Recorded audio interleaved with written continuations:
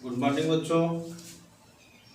My self Uma Shankar Ram, lecturer Hindi, किसान inter college Mirza मुराद वाराणसी।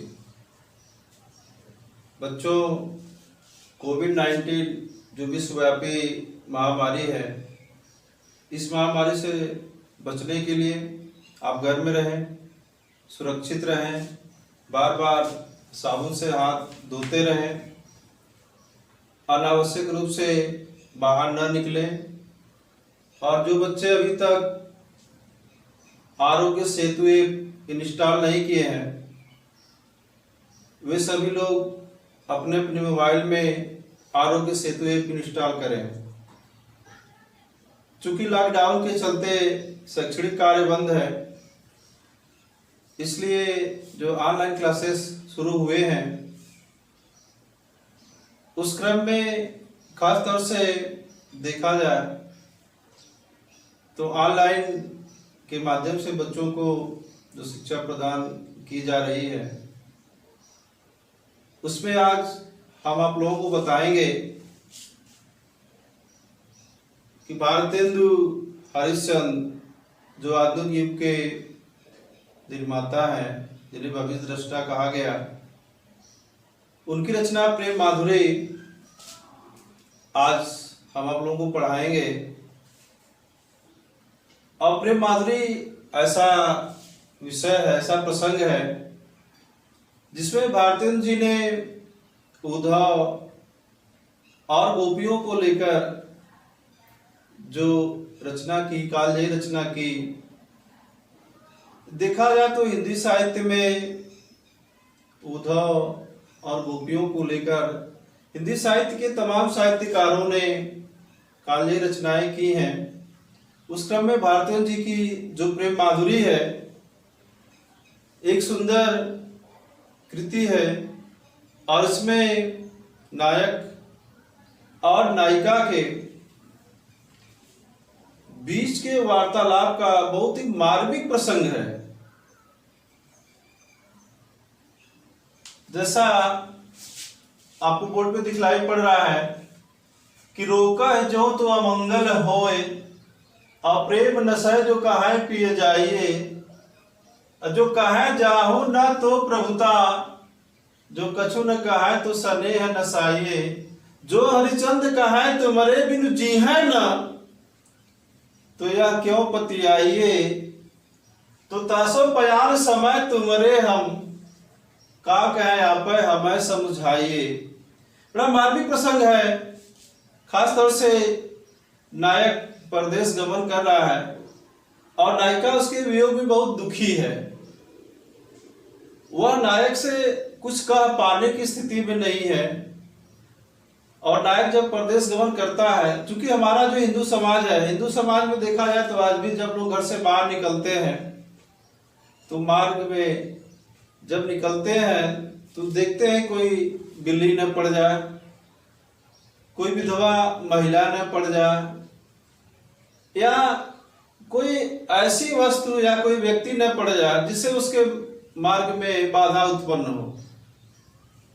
तो चूंकि अब पत्नी है, उसका पति परदेश जा रहा है और कोई परदेश जाता तो बीच में लोग टोका टोकी नहीं करते हैं। तो उसी क्रम में वो पत्नी अपने मनोभाव को कैसे कहती है नायक से। नायक परदेश जा रहा है तो नायिका नायक से कहती है कि रोका ही जो, कि हे प्रियतम, आपको परदेश जाने से यदि मैं रोकती हूं तो अमंगल हो, तो यह अमंगल होगा, अपशगुन होगा। और यदि मैं यह कहूं प्रेम नशा जो कहां पिए जाइए, कि प्रियतम आप परदेश गमन करिए, परदेश जाइए, तो हमारा प्रेम नष्ट होगा।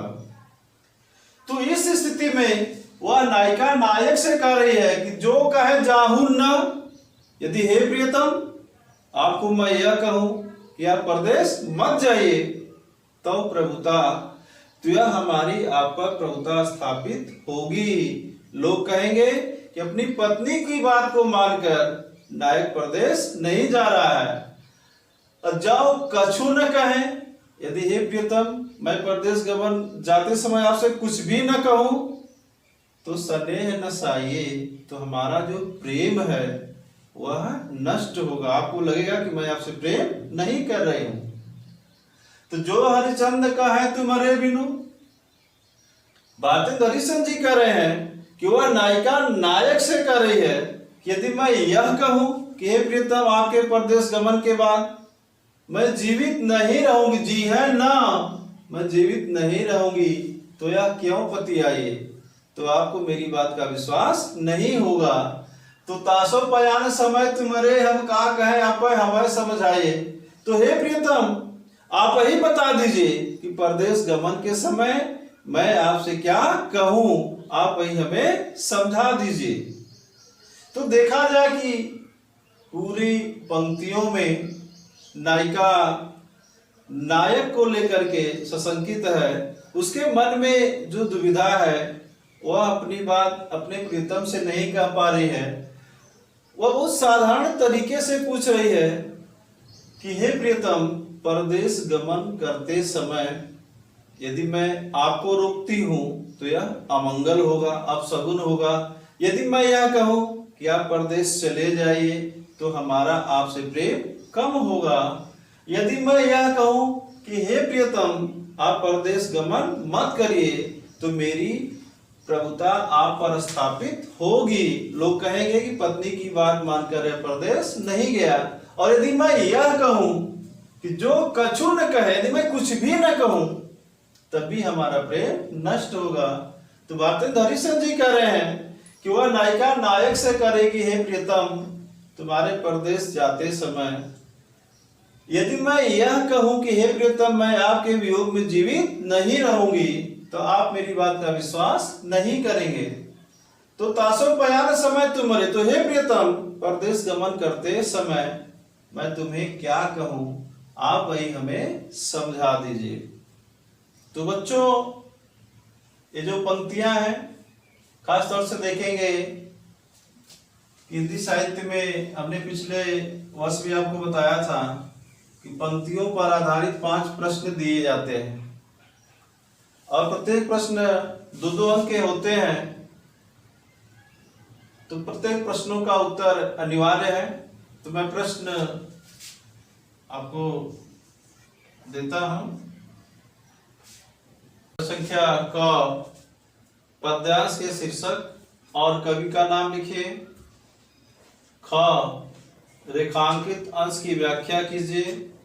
ग, पद्यांश में नायिका की किस मनोदशा का वर्णन किया गया है। घ, नायिका द्वारा जगत की किस रीति का उल्लेख किया गया है। अंगा, पद्यांश की भाषा शैली पर प्रकाश डालिए। तो 5 प्रश्नों के उत्तर आप लिखेंगे।